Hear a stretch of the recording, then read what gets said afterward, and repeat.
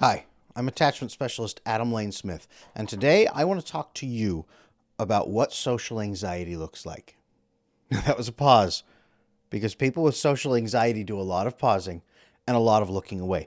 And I'm going to talk to you about why that happens. Why it happens when you think you're going to have a big conversation, your heart starts hammering. Why it feels like you have to get through conversations by pushing the right buttons. Why it feels like you are so exhausted after social interactions. And you probably shouldn't be. And you don't know why. And you avoid them. I'm going to talk to you about how that happens, why that happens, and maybe a little bit about what you can do about it. So, what is social anxiety? When I talk to people, especially people with attachment issues, they talk to me about social anxiety. I am so afraid to speak up in class. I am terrified to tell someone when something is wrong. I do not know how to ask for help.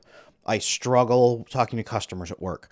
Whatever the piece might be, social anxiety is when you experience anxiety related symptoms in your body and in your mind at the anticipation of a social event. Now, a social event doesn't mean a giant party, it can mean a simple conversation between two people.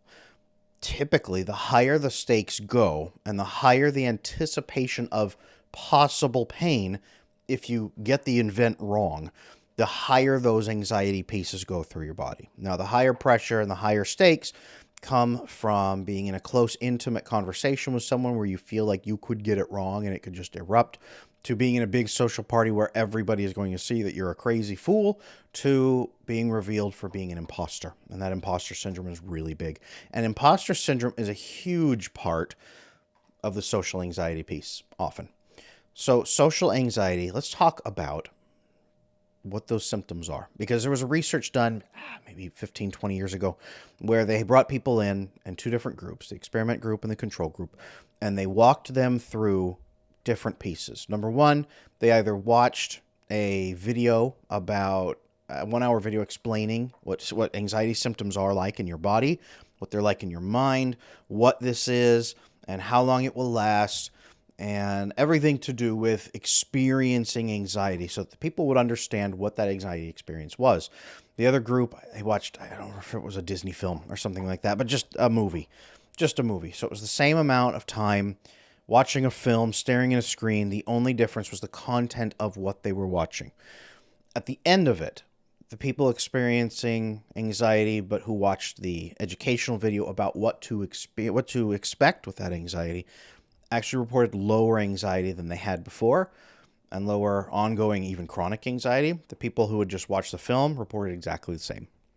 Knowing what is happening in your body can make a key difference when you are anxious. When you feel that anxiety and you could say, wait a minute, this is what's going on. Here's those pieces that dude on the internet said. Here's those pieces happening. I understand what's happening. When you don't know what's happening or why, it makes it even worse. When you do know what's happening, you can focus on the physical symptoms, and that will actually reorient your brain to the physical experience, which also helps. It's sort of like when they have you ground yourself. It's grounding a bit more. This is a key piece. So those social anxiety pieces, when you feel anxiety, what might that feel like? In the mind, it could be intrusive thoughts. What if, what if, what if, what if? It could be flashing back, not flashbacks, like you would expect from a Hollywood film with PTSD, but flashing back to events where you have embarrassed yourself. It could be ruminating on, oh no, what am I going to do? Am I going to get it wrong? Am I going to get it right? How right can I get it? Barely averting disaster or getting it right. There's not really a win condition. It's not like I'm going to go into this and it's going to be great. No, it's I'm going to go into this and barely survive, and that's my win condition. That's a big piece of it too, is not knowing what your outcome should be as far as like, hey, this is great. It's coming out trying to barely survive. That's a big piece. So ruminating, intrusive thoughts, those flashbacks, non-PTSD flashbacks. It's being stuck in an anxious mood where you can't access happy memories because your brain state, your chemical state, is not conducive to accessing good things. Thinking of times you got it right, thinking of times that they went well. You can only access the things that bother you and increase your anticipation of oncoming pain. You are focused on trying to minimize the damage. So you might run over and over and over the conversation in your mind, trying to rehearse the lines. Physically, what might it feel like? Heat. It could feel like heat. It could feel like cold. It could feel like all the heat is centering in your torso, and your hands and feet and your face are now cold. If it's extreme, it could feel like numbness in areas. I think they call that paresthesia. There is shakes. If you're getting close to a panic attack, it could be shakes.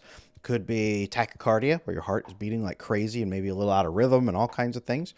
It could be sweating really bad, especially sweating of the palms. If your palms are really sweaty, that's usually a good indicator of anxiety and stress. It could be shortness of breath. It could be restlessness, where you're fidgeting and pacing and bouncing around and can't stop.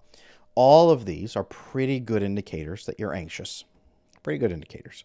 If you can't sleep the night before, insomnia, falling asleep, trouble falling asleep, or trouble staying asleep during the night, that's pretty good. Irritability is really good because your mind is prioritizing minimize the energy expenditure, because I'm going to have to blast it all out later. All of this is anxiety, anticipation of pain. And anxiety is anticipation of pain and desperately seeking a way to avoid it. That is really what anxiety is. All of this is your body saying something terrible is about to happen, and the only way I can avert it is by focusing on it obsessively and ruining everything else, but barely getting through this. That's happening. What is happening here is when you get into the event, it is like if you've ever played Mass Effect, if you've ever played any role-playing game, The Witcher, anything where you have to select dialogue options and try to get an outcome, and you're trying to make the quest continue or make the character like you, whatever it is, that is what this becomes. Conversations and social events become a dialogue tree. It becomes which options lead me to what I want. Which options lead me to the least disastrous outcome? Which options make this person into my friend instead of my enemy? Which options prevent this person from figuring out I'm a fraud? Which options prevent these people from realizing I am not worth being here, that they don't even want to be around me? Which options will give me... That's what you're playing. It's like playing Guitar Hero. You're trying to hit the right buttons with the right rhythm and desperately, and it gets harder and harder, and you're white-knuckled on the controller. That is what the social event is. It's fixating on outcomes, because your brain says, if I don't fixate on outcomes, something terrible is going to happen. Often what this is it's the anxiety piece in your brain. It's the attachment issues. As children, if we have attachment issues, think our brains are made for hunter-gatherer times. If your brain says, from attachment, if you watch my previous videos, you know this, when you have attachment issues with parents, your brain says something about me makes people not like me, not want to help me, not want to focus on me, not want to pay attention to me, not want to protect me, not want to love me. Something about me deep down is wrong, and everyone else can see it, but I don't know what it is. But if my family saw it and they've treated me this way, everybody else is going to see it too.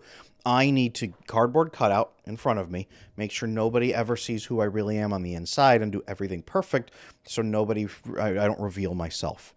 And if I do, everything is over. The game is over. I've lost, and everyone will realize who I am, and I will lose all those friends, and the word will spread through our village, and I will be cast out with pitchforks and torches into the darkness.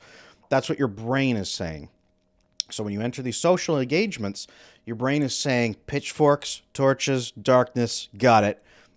I need to just get the perfect outcomes. It is not saying, these are my friends. They actually care about me. I should be honest with them. I should connect with them. I should build the best relationship together that we possibly can. And that's really the difference. People don't have social anxiety. It's not that they are magically better at all. It's that they don't have those attachment pieces saying pitchforks, darkness, gnashing of teeth, and rending of garments. They don't have that piece. Their brain, instead of attaching to outcomes, and especially attaching to the minimum pain outcome, their brain says, I'm going to go into this, and I am going to build my relationship with so-and-so. Whatever that looks like, I'm going to go into this, and we're going to talk, and if we argue, then we're going to make up, because there's no reason for us to break up our friendship over an argument or over a disagreement, political or social or whatever. Let's just talk it through. I trust this person to talk it through with me, to give me a couple chances. As long as I'm not malicious, they're not going to hate me. We'll just disagree, and that's okay. But we will know each other better. We both have good principles. We will engage. We will talk. It'll be fantastic. That's what they're thinking. That's what their brain is thinking unconsciously. That's what extroverts, by the way, are thinking. That's why they seem crazy. They are just out there to build those relationships. And every social engagement for them is an opportunity to build a relationship, to deepen a relationship, to get to know somebody better, to be known better, to engage and connect in those ways. That's what extroverts are doing, and it's horrible. Sorry, extroverts. That's what they're doing. They are building and developing and deepening these bonds in the social circles.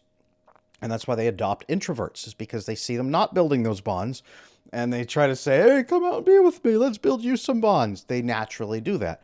Introverts, and that's the difference, is introverts aren't terrified of social engagement. That's social anxiety usually attached to an attachment piece. Introverts recharge more on their own. Extroverts get their charge from building those social networking pieces. Introverts build them and enjoy them and then say, okay, that was great. I also need some time to myself to now recharge, to process, to think some of this through, to sift my memories and think about what I think about them. That's an introvert. It's not total, absolute exhaustion and anxiety and anticipation of pain and terror. It is, now it's time to recharge. That was pleasant. Thank you. I need a couple hours for myself. Or as extroverts are like, why would you need time to yourself? You can have that when you're dead. So social anxiety is neither of those. Social anxiety is neither of those, because both of those could have this. Extroverts with attachment issues are out there trying desperately to build those bonds, but also to get approval as they're doing it.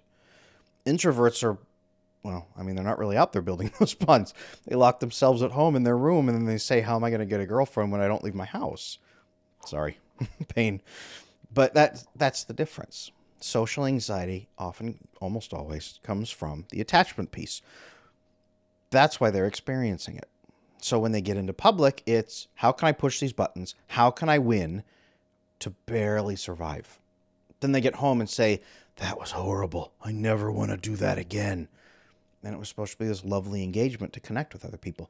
This is why people with attachment issues often don't have a lot of friends. Because it's really hard to connect to someone who is not trying to deepen the bonds and deepen the relationship with you, and who views every opportunity as a chance to deepen that relationship as a huge debt, as a huge danger, as a huge catastrophe waiting to happen, as a huge piece of exhaustion, as hopelessness. They're just barely holding on to you until you eventually realize they're a fraud. And that is really hard to form a friendship that way. That's why people with social anxiety just continue to have social anxiety. And then it gets worse as they get older. They get out of high school where they at least had forced proximity friends. They get into college where maybe they make one or two friends. Then they get out of college and they get a job and they don't really connect too well. Maybe they get one friend at work or something. And then they just dwindle and dwindle and dwindle their friends until they're alone. Then they're 30 and they're on the internet trying to connect to anybody. That's where social anxiety often leads. The way to beat that is, as I've talked about, fix the attachment. Because the belief is that this cardboard cutout is what people really want from you, that they don't want to see what's underneath, because underneath you're garbage. If let's say 25% of humans on the earth believe that they are garbage on the inside, and they are the most sensitive, the most aware, the most compassionate, the most caring, the most desperate for love and to give love, they can't all be absolute trash. So if you're watching this and you believe that you were in that big slice of people who believe they're garbage, odds are good you were not. I've never worked with anybody who fixed their attachment and then discovered, hey, wait, I really am garbage. The problem is that we are defined by our actions. So when we have social anxiety, we take as few actions as possible. Then we become defined by our lack of action. And that right there is the reason a lot of people's social anxiety despise themselves, and why a lot of people's social anxiety dive into extreme identity politics, because they need to define themselves by innate characteristics, because it hurts too much to define themselves by lack of action. Because lack of action is still a choice not to act. It's a choice to retreat. It's a choice not to build social relationships. It's a choice to give in to the nameless terror that lives within you that you don't even know what it is. That right there is why social anxiety is so deadly, because over time it can lead to depression, and over time that can lead to suicide. It can lead to addictions. It can lead to a miserable life that you hate. Social anxiety leads to a lot of self-hatred and a lot of life hatred. It can. It very much can. Fixing the attachment forces you to stop saying, how can I barely survive in my relationship engagements? And instead say, how can I deepen the relationships I have with these people? And that switch is massive. That changes everything about the game with social anxiety. It makes social anxiety have no purpose. Have no purpose. Because social anxiety serves a purpose. The famous behaviorist B.F. Skinner said, the organism is always right. So if you have social anxiety, that behavior is protecting something, even if it's a flawed belief. Even if it's the flawed belief that you are human garbage deep down, your social anxiety is serving a role. It's serving a purpose. If you remove the belief that you are human garbage by fixing your attachment, by connecting to a couple of people, having what we call experiential treatment, which means the experience itself is what heals you. Experiencing genuine love and openness with another human being, in this case 2 to 3 human beings, rewires your brain, and your brain says, wait a minute, maybe I'm not garbage. And then social engagements become, how can I deepen my connection with that person? How can I deepen my connection with the people at these social events I'm going to? How can I find 2 to 3 people that I can just talk to, have a good time, and come away having built better relationships with them? And then you don't have the social anxiety anymore. Because then you start doing that, and it starts working, and it's a process. Over a couple of months, you can rewire that social anxiety so that you don't really experience much of it anymore. Now, when you are stressed, when there's a problem, you may go back to those old patterns temporarily. And then you remember, hey, wait, that dude on the internet, he talked to me about what the experiences are in my mind and body about anxiety. He talked to me about why my anxiety makes me go out and try to push buttons and play a video game and do dialogue trees instead of deepening my relationship. He talked to me about how feeling totally wrecked and exhausted isn't about being an introvert. It's about the social anxiety and attachment piece. He talked to me about fixing my attachment and then building experiential relationships with 2 to 3 people so that I feel better. And my brain realizes that I'm not evil deep down. And then he talked to me about social engagements becoming about deepening my relationships. I remember that. Well, what can I do to apply even just a little bit of that right now? This knowledge that you've gained will ruin your comfortable, uncomfortable pattern. Gaining knowledge ruins your old patterns, and it makes your brain say, wait a minute, maybe there's a better way than this. And then you start seeing all the holes in your current piece because you couldn't acknowledge the things you hate in your current piece. But then your brain says, wait a minute, there's a lot of problems here. I don't like this as much as I thought I did. Now that I know there's another option, this isn't looking as pretty. I can be honest about all the bad things in this circumstance, just like a bad relationship. When someone else comes along and you say, wait a minute, there's better? Your brain says, all right, now let's be honest about the 500 things we've hated in this relationship. And finally, you're able to say, oh yeah, I guess it's not great. Very similar process. That will ruin it. That will ruin the comfort of your social anxiety. Maybe not in the moment, but afterward, when you go home and you do the aftermath and your brain calms down and it says, why did I do that? I could have had fun. That was a party and I could have had fun. And I spent the whole time trying to win, to survive. So if you experience social anxiety, remember those pieces. Understand that it's normal for a lot of people. Understand that our culture is getting more and more and more common for social anxiety pieces to happen. Understand you are not alone. Understand that if you hate yourself and you believe you are garbage, you are very most likely not. I've worked with hardened killers with multiple kill counts, multiple death counts, I should say. Even they were not human garbage really deep down. When you got down to who they wanted to be and what their values were, just they weren't living to them. Their actions were wrong. So when they started taking better actions, they became a better person. And then they were pretty awesome, despite their past.